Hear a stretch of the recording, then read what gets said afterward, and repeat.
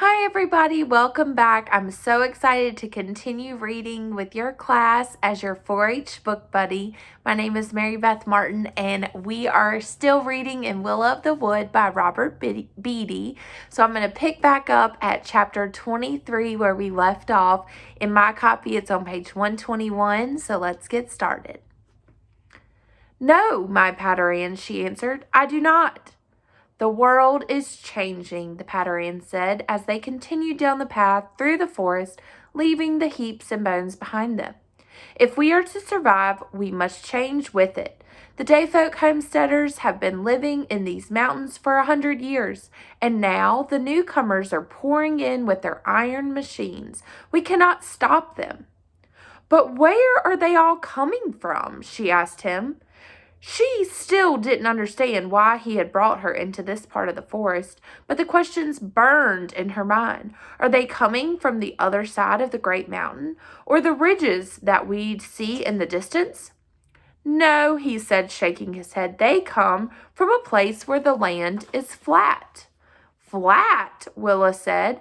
I don't understand. What about the mountains?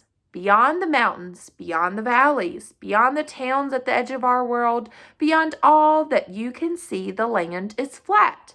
To get to that land, they crossed a stationary river, so wide that it took 60 phases of the moon to travel across it. Willa took a breath in astonishment. How could that be possible? They floated on the water in the carcasses of trees that they cut down in the world they came from. The Dayfolk are cutters, builders, conquerors, spreading from place to place. The skin on the side of Willa's neck tingled with fear. She didn't know what all those words meant, but she knew it wasn't good. When she listened to the Patteran, the threat of the invading Dayfolk seemed more looming and horrible than ever before. We must learn their ways, their language, and their skills, Willa, he told her. We must master their tools and their weapons and their way of life, or our clan will die.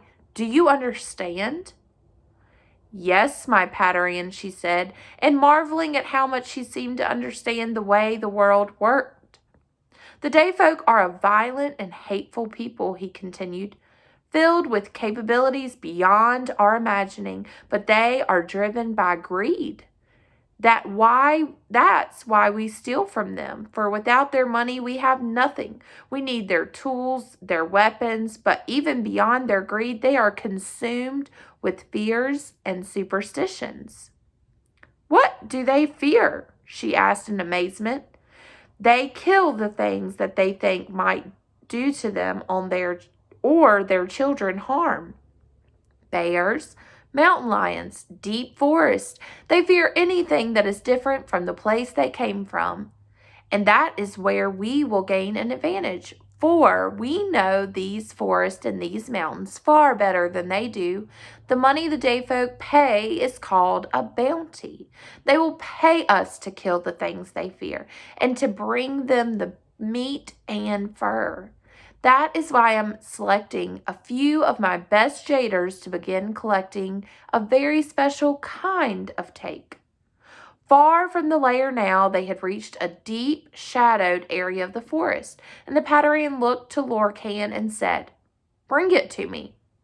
Lorcan and the other guard walked into the forest, did something on the ground with their hands, and then returned with what looked like the jaws of a large, fanged animal. But the jaws weren't old white bone, they were gleaming bluish-black steel, and they were lined with many sharp teeth. The newcomers call it a leg-hold trap, the Patteran explained. It's one of the ways they capture and kill the animals of the forest. Willa stepped away from the track in revulsion, finding it almost too horrible to believe that even the newcomers would attack animals in such a cruel and vicious way. But why do they do this? She asked. She could imagine the snapping steel jaws of the trap clamping onto the leg of an animal, the poor creature trying desperately to get away. Days upon days, terrified and starving, its bloody leg caught in the trap until its enemy finally arrived to kill it. "Come this way," the Patteran said, leading them down a path that wound through the forest. "You must be careful here, for beneath the leaves we have set traps all along this trail. Place your feet exactly where I placed mine. You must follow in my footsteps." Her stomach churned. That was why he brought her here, to join him, to follow him, to bond herself to him even more profoundly than she already was. He wanted her, with all of her forest skills and wily ways, to be the leader of his new force of animal-killing jaders. As she walked behind the Patteran, carefully putting her feet where he put his, her heart beat heavily in her chest. If she put her foot in the wrong spot, the snap of the trap's jaws would clamp onto her ankle and crush her leg like a twig. She tried to look ahead, tried to see where the traps were before she came to them, but they were hidden beneath the leaves. "How do you know where to step, my Patteran?" she asked, as she followed him along the path. "We've put a stone next to each trap to show us its location. We know to look for the stones and avoid the leaves next to them, but the animals do not." Willa marveled at the cruel effectiveness of his trail of death that the Patteran and his men had laid. "This way," the Patteran whispered to her as he moved quietly along the path. "Now look ahead. This is where we found the den." "The den?" Willa thought in sudden shock. "Whose den?" Finally, the Patteran crouched down with his spear at his side, and Willa crouched with him. The Patteran pointed to the gnarly old cedar tree in the distance, its base nearly 8 feet across and its thick, red, shaggy bark covered with bright green moss.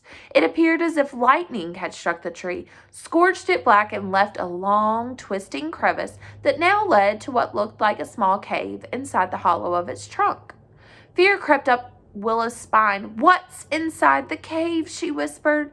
But she didn't want to know the answer. She didn't want to be there. She didn't want to think about what was going to happen. There were stones all along the path to the cedar tree.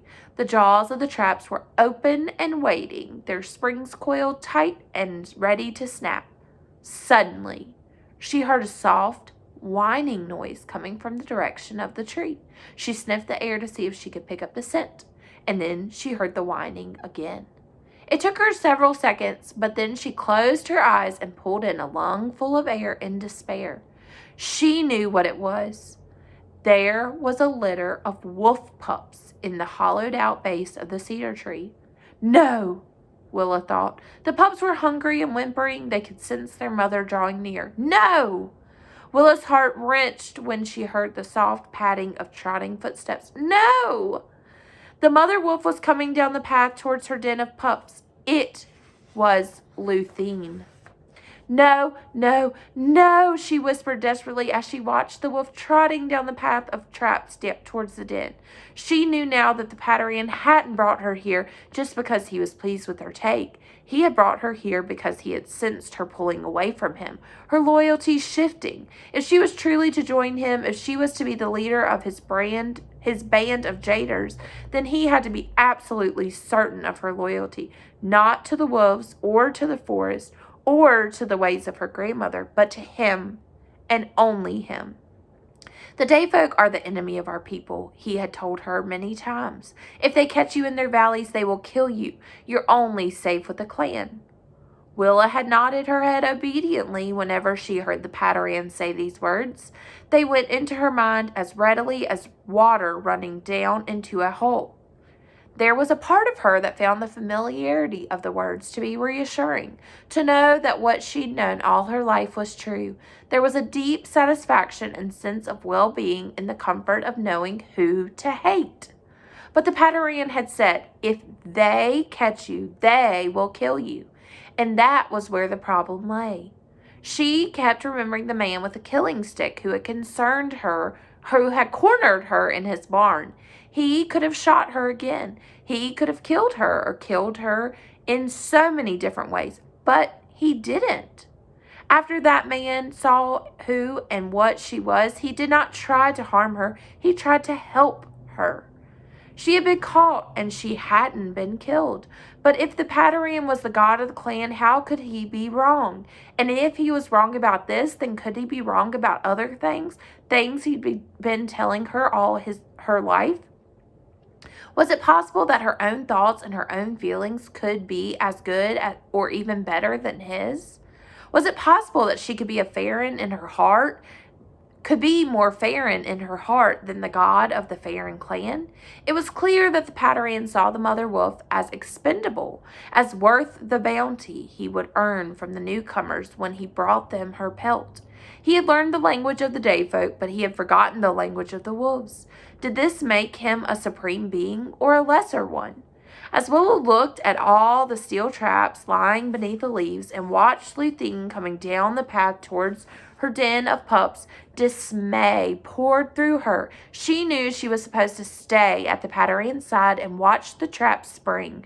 She knew she was supposed to watch the wolf die. She knew that was what her Patteran and her clan demanded of her. And though all this, she kept remembering the look in her Mawmaw's eyes and the way her Mawmaw seemed to be thinking, "You're blending in a way that I never taught you, but it's keeping us both alive."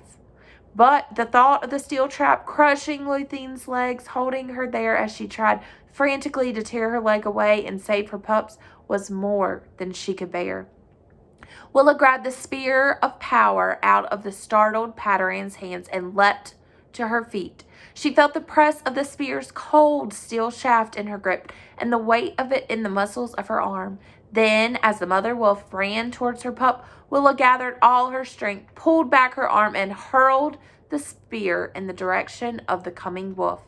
As the spear soared through the air, it looked like it was going to strike the wolf. Everything seemed to be moving so slowly. The shocked look on the Patteran's face, the running wolf, the spear arching through the sky.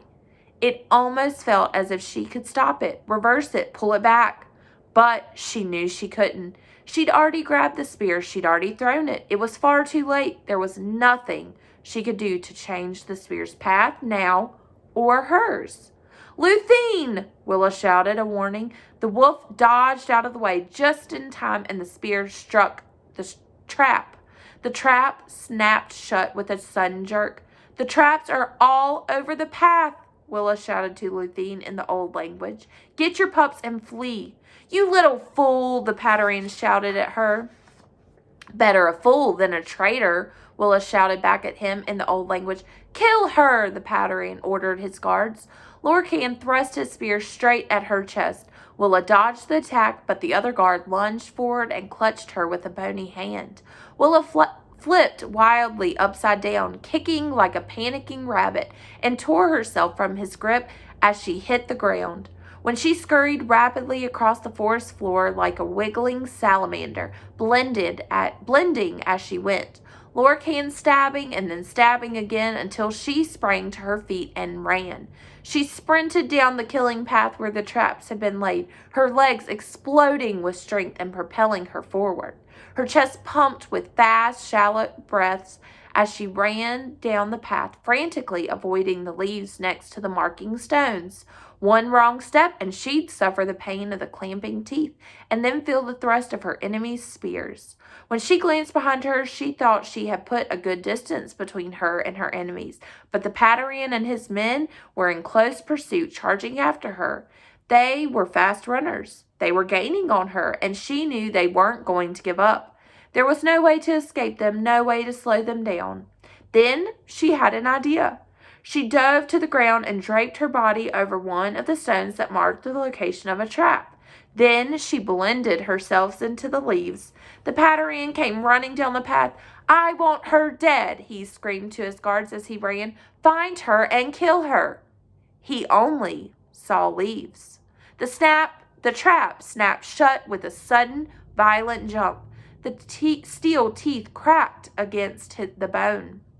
The Patteran shrieked in pain and tried to leap away, but the trap had clamped onto his leg, driving its teeth into his shin. He roared in agony as he crumbled helplessly to the ground, his bloody hands trying to pry the trap from his leg. Lorcan and the other guards stopped to help the Patteran, pulling desperately at the closed trap, but it was jammed into place. "Get it off!" the Patteran howled as he frantically tried to pry it open with their hands. Willa leapt to her feet and ran. When she glanced back, she was expecting to see the Patteran on the ground screaming in misery. But she saw an even more startling sight. The Patteran's skin had actually changed from radiant bronze to splotched and wrinkled gray, like many of the oldest Farren in the clan. Slimy sweat dripped from all over his shriveled face and arms and legs. A dark fluid oozed from the corner of a clouded eye, and his hair hung loose and straggly around his old, withered head. As she ran down the trail back towards Dead Hollow, the wailing screams of the Patteran rose up behind her like the screeches of a ghoul. Willa didn't understand what she'd just seen, but she had to keep running. She didn't look back again, and she didn't slow down. Even after she had gone far enough to leave the screams behind her, she kept going. She had harmed the Patteran. She had betrayed the clan. As soon as the guards freed him from the trap, they'd return to the lair. The Patteran would instruct his stabbing guards and hissing jailers to rain violence upon her world. When the members of the clan learned of her betrayal of the entire clan, it was going to swarm against her. They'd destroy her den. They'd destroy her. But worst of all, they'd destroy her grandmother. That was quite an exciting set of chapters there. And next time, we'll pick back up at chapter 26. Look forward to seeing you then.